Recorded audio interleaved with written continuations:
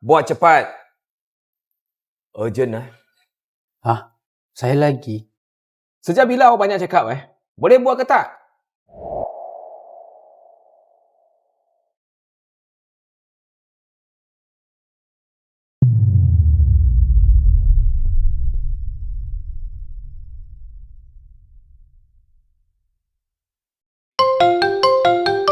Hello, sayang.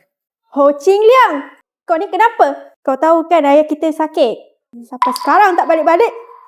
Saya dah lah kena jaga ayah. Anak-anak kita siapa nak jaga? Yang, I tengah OT lah. Sikit lagi, okey? Nanti siap, I cepat-cepat balik. OT? You tahu tak sekarang ni pukul berapa? Awak ni hari-hari OT. Gaji tak seberapa pun. Yang, awak dengar saya cakap dulu. Dah. I tak nak dengar dah semua tu. I nak pergi hospital sekarang.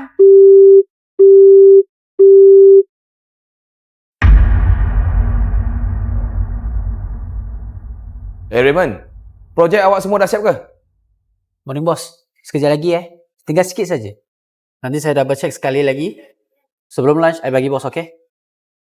Bagus. 2 hari ini, awak mesti sakit hati dengan saya kan?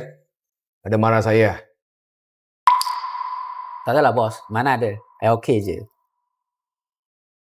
Lagipun, ini semua kan tanggungjawab saya.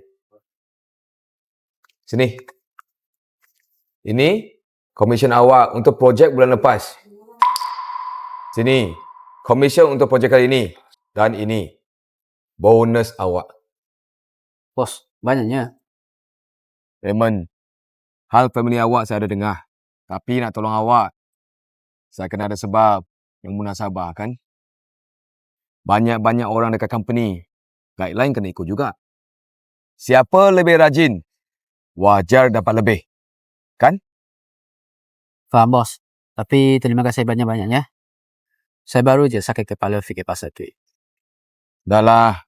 Dah berapa hari berturut-turut OT. Mesti rotate kan? Siap kerja nanti, awak baliklah awal. Settle hal family dulu. Rehat cukup-cukup. Bos, saya... Dah lah, saya sama kerja.